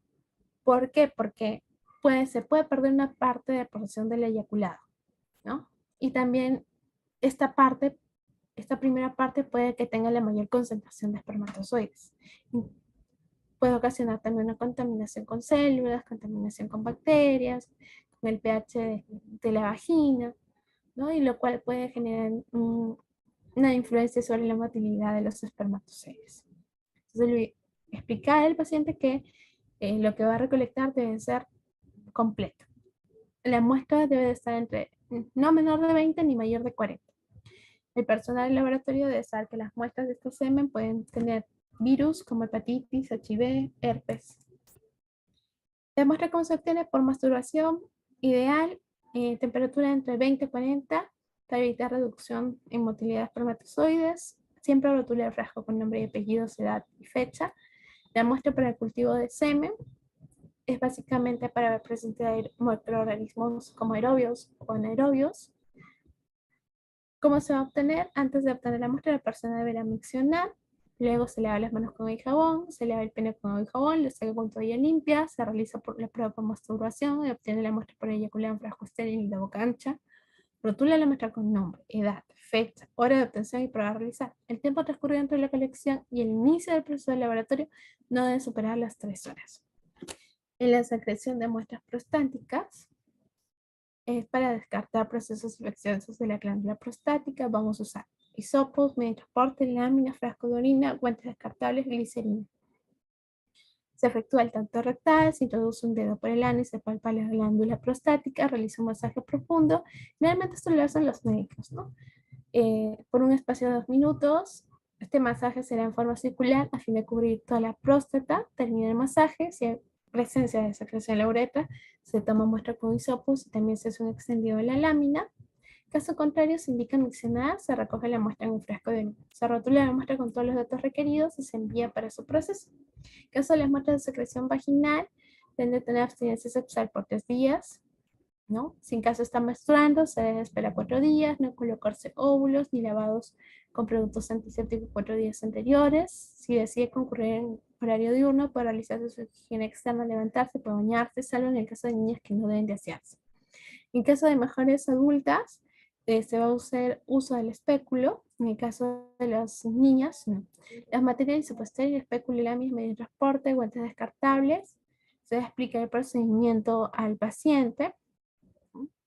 El personal de toma de muestra va a preparar su material, se va a lavar las manos, colocar los guantes, se va a colocar el paciente en posición ginecológica, se introduce el espéculo. Si hay dificultad, se coloca solución salina. Con un hisopo se recoge la muestra de la zona con mayor exudado. te coloca un hisopo en el medio de transporte y otro para el gram. Se retira el espéculo de la vagina suavemente y ambas muestras se mantienen a temperatura ambiente. Siempre recordemos rotular y enviar al laboratorio. Muestras de secreción de úlcera de cúbito en las escaras. Siempre recordemos guantes, jeringa, hisopo, solución salina, medio de transporte. Quien vaya a tomar la muestra debe usar guantes, debe limpiar la zona con agua y jabón, solución salina estéril. Toma una muestra aspirando con una jeringuilla en la lesión. Un hisopo no es lo mejor para recolectar la muestra, sin embargo, si no es posible de otra forma, entonces se va a tener que hacer, se va a presionar vigorosamente el palillo con la base de la lesión para tomar la muestra. Si la muestra se obtuvo con la jeringa, enviar bien sellada. Si se obtuvo con el hisopo, colocarla en un medio de transporte, ¿no? Rotular y enviarlo al laboratorio. Si son muestras de secreciones procedentes de centemas, abscesos cerrados y fístula, vamos a usar gasas estériles, alcohol etílico, yodopovidona, jeringa y medio de transporte para anaerobios. El personal que va a tomar la muestra se va a colocar guantes estériles para este procedimiento, se va a desinfectar la piel con alcohol en forma concéntrica, se va a usar la jeringa y aguja para realizar la punción. Cuando no sea suficiente, se puede también aplicar una pequeña cantidad de suero salino estéril y aspirarlo, ¿no? Introduce una pequeña parte de la muestra en el medio de transporte anaerobio, desinfectando bien el tapón, dejar el resto en la jeringa y remitirla así. Se debe enviar un volumen de 1 a 5 ml, el transporte debe ser rápido y a temperatura ambiente. Si es para cultivos anaerobios, debemos evitar en todo momento de que tengan contacto con oxígeno. Puede ser, por ejemplo, para muestras como pus, abscesos, tejidos obtenidos tras cirugía, aspirados pleurales, líquidos articulares. Si es una secreción líquida para cultivo anaerobio, se puede hacer con jeringa o agujas estériles. Debemos expulsar todo el aire necesario, aspirar el pus debajo de la piel que esté de un colgajo de piel o en cavidades profundas mediante una aguja con jeringa. También se puede usar un hisopo, pero cuidando de tomar la muestra en áreas más profundas, ¿no? Se evitará tocar las áreas cutáneas adyacentes. Si son tejidos presentes necropsias o cirugía, normalmente conservan un ambiente anaerobio. La toma de muestra para estudio de hongos, por ejemplo, tenemos el KOH o los raspados de las uñas. Vamos a usar un recipiente hermético, una lanceta, hisopos, también se puede usar bisturí, cinta, láminas limpias, tubos estériles, jeringas, solución salina. Por ejemplo, primero debemos realizar limpieza de la zona de la lesión el día a tomarse el examen, ¿no? No se debe de realizar la limpieza en esa zona lesionada. Antes de hacer la toma, es necesario asegurarse que no haya aplicado ningún producto antimicótico, ninguna crema en la zona, por lo menos 4 días antes. Se realiza según la zona afectada y el diagnóstico clínico. Siempre emplear guantes. Material usado en el examen debemos desecharlo. Si son, por ejemplo, escamas, vamos a usar guantes, vamos a raspar las escamas, puede ser con una lanceta o un bisturí, siempre con bastante delicadeza para evitar causar una herida, ¿no? Generalmente, como les comentaba al inicio de la ponencia, pueden tener un modo centrífugo del crecimiento de los hongos, ¿no? A partir del punto de inoculación. Y la lesión es pequeña, se raspa en su totalidad. Las escamas se hacen caer en una placa Petri. Para pitriasis versicolor, en la que el hongo está localizado en las salidas epidérmicas superficiales, se aplica sobre la lesión un fragmento de cinta adhesiva, ¿no? Y esto se coloca en un portaobjetos y se observa. En el caso de lesiones cutáneas que son resumantes, se hace la toma en un cubillón estéril o hisopos estériles humedecidos. En caso de piel, uñas, pelo y pestañas, por ejemplo, para el estudio de Demodex, si las pestañas se sacan, ¿no? Se colocan en un frasco y se envían a proceso. Generalmente se sacan del borde del párpado, ¿no? La muestra obtenida puede ser por raspado, por ejemplo, será con ayuda de una lanceta y se colocan en boca ancha, ¿no? Sobre todo lo que son las uñas. Incluso se puede usar bisturí, ¿no? Siempre rotular con la fecha, hora de toma de muestra, la zona de obtención y las pruebas a realizar. Si las muestras son uñas, deben tomarse por debajo de la placa de la uña para poder obtener el material blando que es el lechunguial. Aquí tenemos algunas imágenes, ¿no? Están tomando por la parte interna, como vemos, para poder obtenerlo del lechunguial.